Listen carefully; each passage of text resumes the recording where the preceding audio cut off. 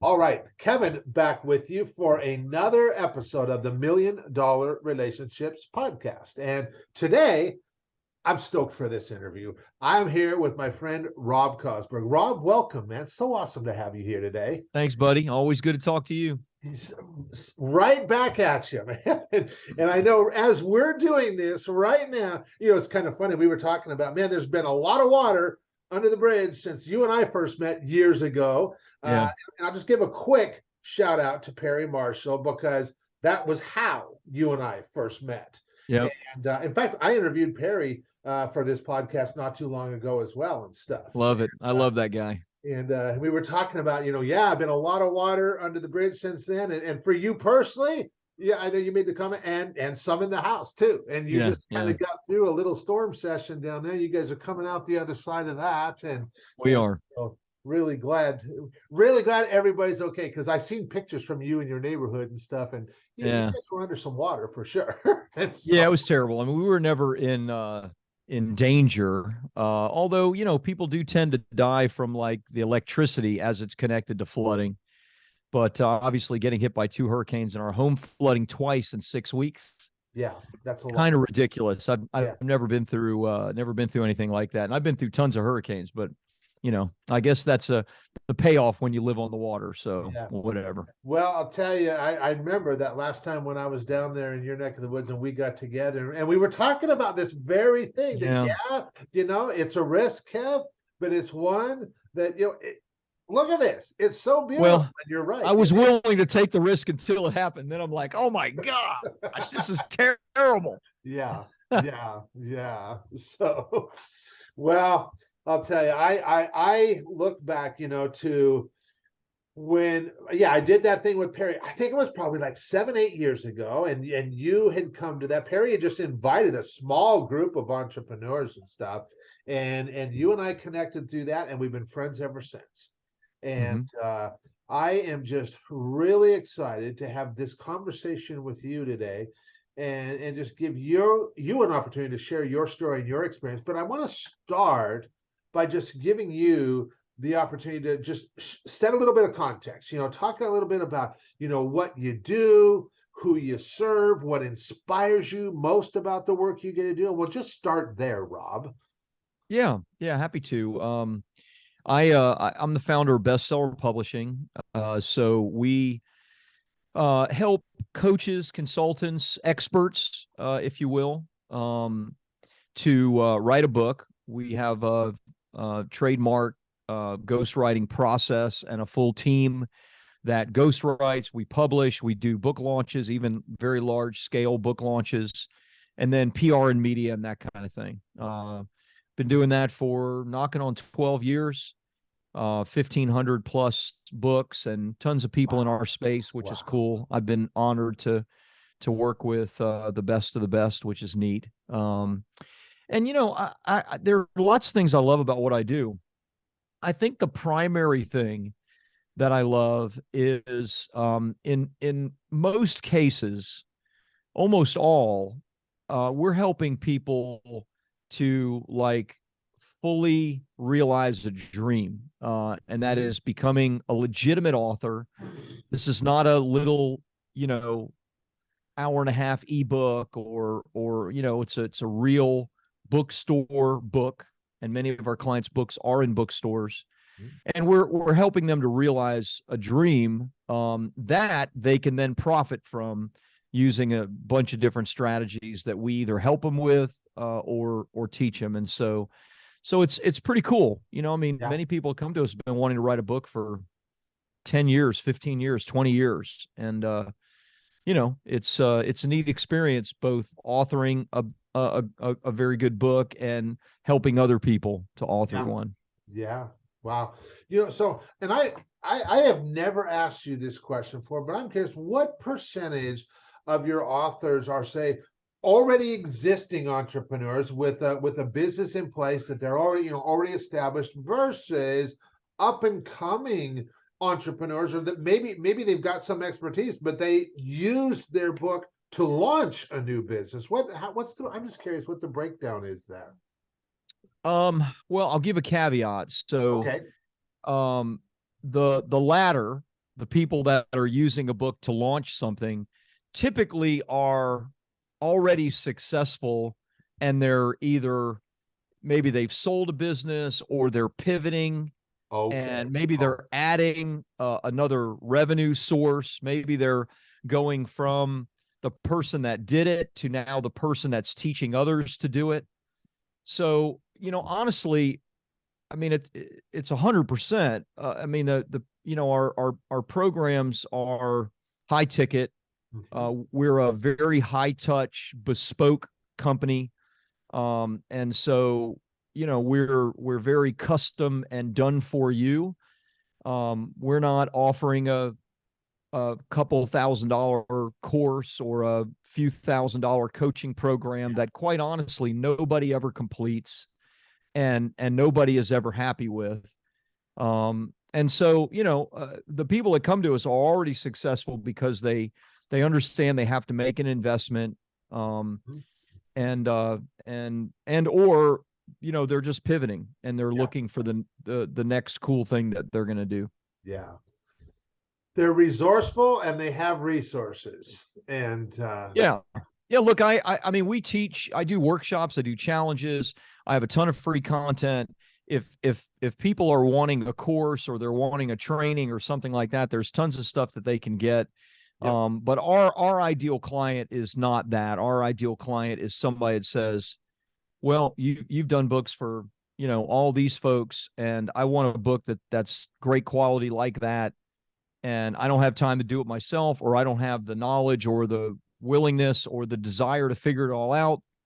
Can I write you a check?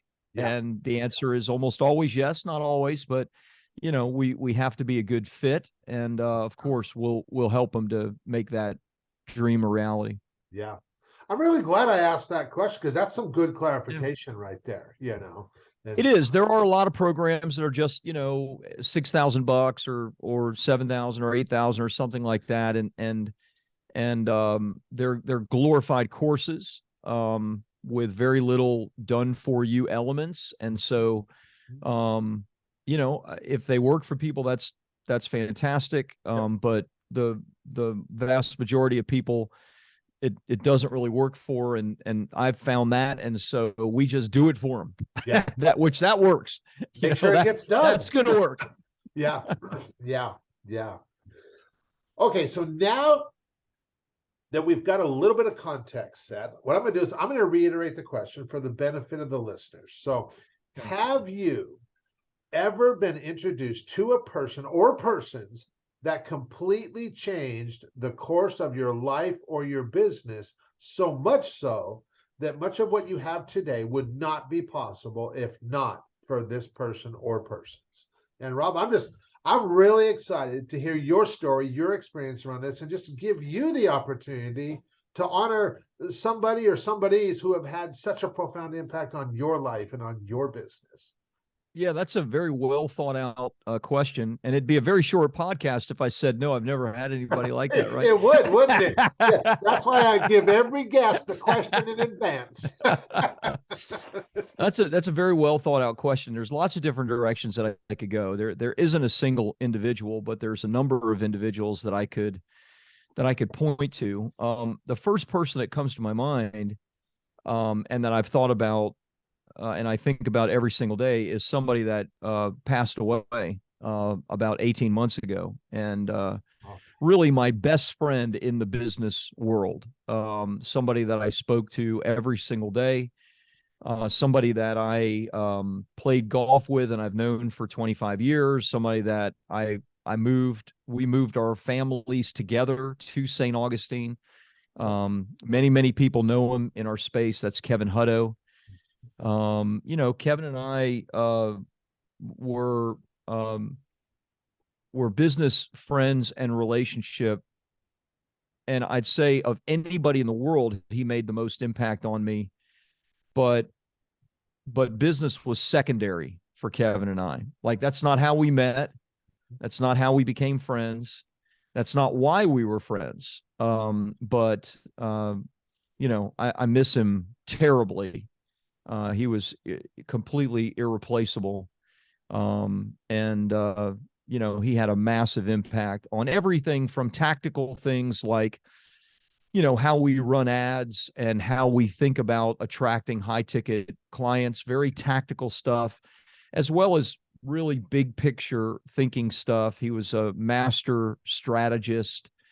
Many people owe a lot of their business and business growth to him. People like Taki Moore, Shanda Sumter for years worked with Kevin, Caleb O'Dowd, Kevin Nations. I mean, just it's a long list of people that he worked with directly and made a massive impact on their lives.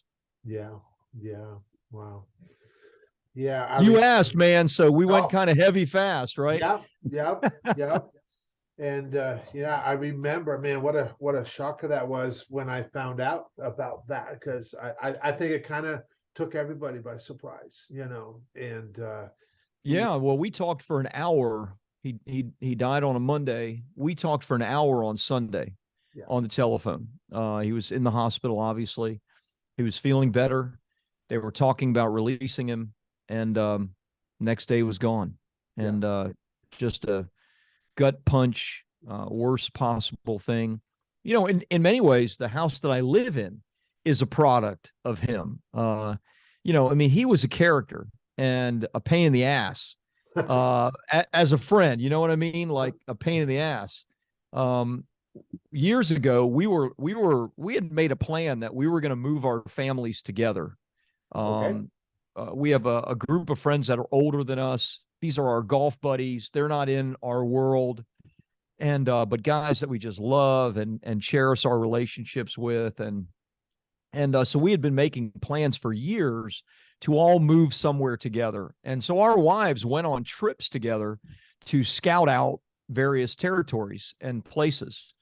And they landed on St. Augustine, Florida, which of course is where I live now. And I knew St. Augustine. I'm from Florida. I'd lived in California for 15 years, but I knew St. Augustine, but only because I had visited one time.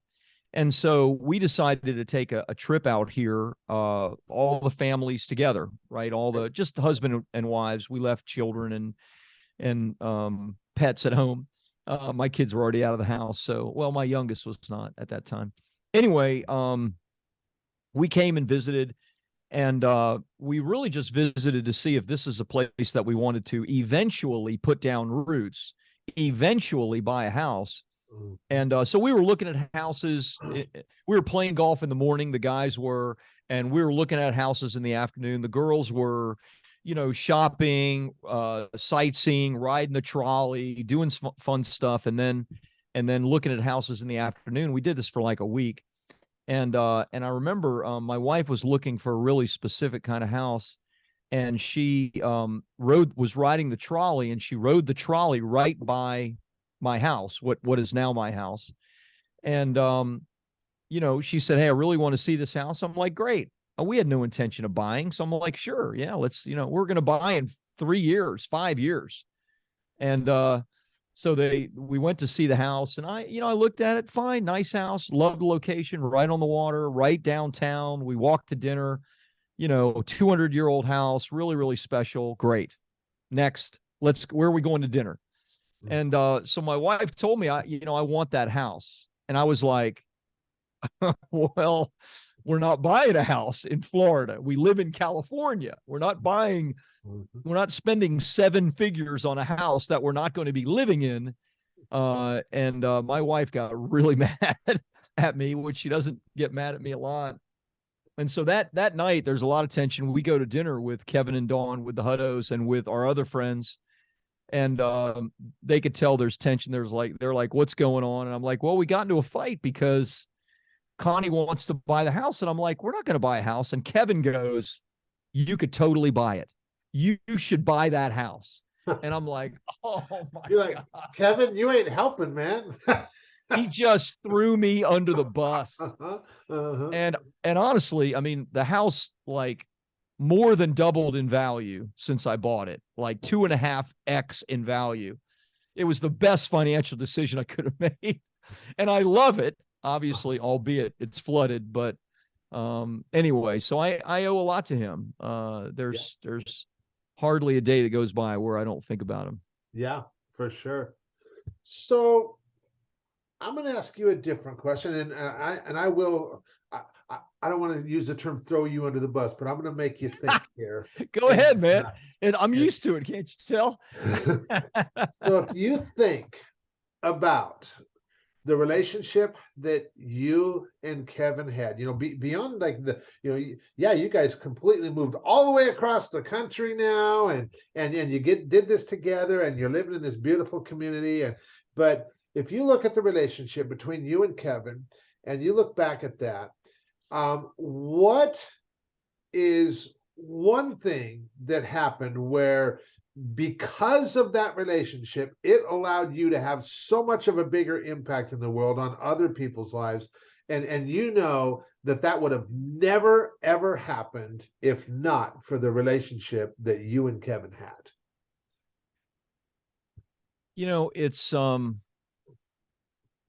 It's difficult to pinpoint one thing, because this was somebody that I had a daily relationship with forever, right? For a long time. And when you have a daily relationship with a big idea person like Kevin was, it's always the next thing. Mm-hmm. Here's the best way I can answer that. And here's the way that I would probably, it's backhanded compliment, but it's probably the best way that I can answer it. Kevin and I probably started a dozen businesses together. No exaggeration.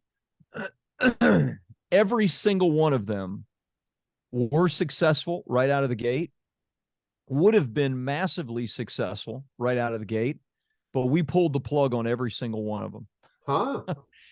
For one reason or another. Uh-huh. Most of it was Kevin. Okay. He would get bored. It would not be something that ultimately he wanted to pursue. And like I said, this is the best way I can describe it. And so I am by nature a shiny object chaser. Okay. I love creativity. I love new challenges. I love the next thing. And Kevin burned that out of me. So many times he got me excited about a project that I started with him, and that I put my blood, sweat, and tears into, and we'd launch it and do 6 figures in a week. Mm-hmm. And then we'd pull the plug on it. And I'm like, that enough is enough. I'm like, okay, dude, I'm bestseller publishing is my thing. It's my baby. I've been doing it for a decade. I'm going deep. I'm never worrying about a shiny object again. This is my thing. And so that, it's a little bit, it's not meant to be a backhanded compliment, but Nope. but it burned it out of me. And so because of that, bestseller publishing continues to grow. We just had our best January ever in, 11 or 12 years. So, we continue to, our revenue, our impact, our programs, the offerings, all of that. And that's because I don't have a secondary focus. I don't have something else that's taking my attention, because I've chased a lot of those tails and I find no satisfaction at the end of them. So I love, not what you expected, probably, right? But you know what, Rob? It's perfect. It's perfect. This is like fascinating to me, because I'm totally with you. And I, and the fact that you and Kevin did all these businesses, and like you said, it gave you this experience that, I just want to stay in my lane and keep getting better and better and become the absolute best in the world at what I do. And well, as you and I are recording this interview right now, yesterday, something pretty cool happened. I don't know if you follow basketball or not, but LeBron James just took a world record, and it is, for me, it is so dang inspiring to watch somebody who has just put in the time and become world class at what they do, you know. Yeah. And when I there's something very powerful about just focusing on one thing yep, for a long time and being excellent at that one thing. yes, yes. Yeah. And I know that's been my goal for a while is just I just want to keep getting better and better and better at what I do. I want to continue stepping into this and just continue growing and becoming the person who is like the best in the world at doing what I do. And Yeah. there's something to be had because I'm like you. I don't have shiny object syndrome. Now I have in the past, but like you, I'm just like, you know what? I have figured out that I watch, and I'm sure you can experience you can appreciate this because you look you at what you've been doing, and for as long as you've been doing it, and I imagine that at this point in time, you feel like, you know what, we got a pretty good flow going. And I know it Yeah. wasn't that long ago when you launched your book and you created this whole book funnel. I mean, when was it when you created that whole book funnel and that thing just, lack of a better word, Yeah. that thing was kicking ass right from the get go, you know? Yeah, and honestly, it still is. I mean, we drive traffic to the book funnel every single day. That's the book you're talking about, Publish Pro Profit. I launched it about 4.5 years ago. So Okay. we started that book funnel, a long time ago, and it continues to pump out, buyers and new clients, and yeah, Yeah. yeah, Yeah. And I would imagine, and I'm not going to speak for you, but I'm just going to ask you because I know I feel this way. I have definitely come because I've been doing what I do for a while too. yeah, And I've definitely come a long ways. But I also, like right now, I feel like there is still so much more room for improvement and growth. sure, And I feel like at 57 years old, I feel like I'm just now really starting to figure things out, but also realizing that like there's so much more that I don't even know that I don't know yet, you know. yeah, yeah, And I'm just excited to be on the journey, you know. yeah, So yeah, yeah. That's certainly a good place to be, isn't it? yeah, yeah, yeah. So well, I really want to thank you. I know that you mentioned when we started, Kev, I could talk about a lot of people, and then you did end up kind of narrowing it down to one, which just seemed like the right thing to do. And like, it, that was perfect, Rob. Well, And I think your question demanded it. Your question, your question requires a pretty tremendous amount of impact if you're being honest. Look, I can think of lots of coaches. Geez, I'm in 3 masterminds. I've been in masterminds forever. yep, yep, I've been in Russell Brunson's mastermind since 2014. yep, I have paid him hundreds of thousands of dollars. He's made a massive impact on my business. yep. From a funnel perspective, no one's made a bigger impact. Mhm. But and so I can speak about someone like him, someone like Taki Moore, my dear friends like Todd Herman, Sean Finter, Matt Terriot, guys that I love and adore. But, when you ask the question the way you asked it, I hardly imagine that there would be anybody more qualified to be at the top of that list than Kevin. Yeah, yeah, for sure. Well, for anybody listening to this and going, Kev, man, I sure do like that Rob Kosberg. I love the way he shows up and how for anybody that might be just interested in learning more about what you guys do, how can they go about finding out more, Rob? Yeah, maybe my book funnel. If they're interested in writing a book or learning the mechanics of that, they can get a copy of my book for free. They just have to pay shipping, or maybe even cheaper is the digital funnel. And they can just go to publishpromoteprofit.com. That's the title of the book, publishpromoteprofit.com. It's a Wall Street Journal bestseller. Over 75,000 copies sold, maybe by now approaching 100,000, something like that. And it continues to do really well, which I'm super proud of. Yeah, yeah. That's substantial. I don't know too many people that get to 75, 100,000 copies of their books sold. I mean, congratulations on that. That's awesome. Thank you. That's Thank awesome. you. Yeah, I'm pretty psyched about it. Yeah, you should be. Well, any last thing that you want to share, Rob, before we call it a wrap?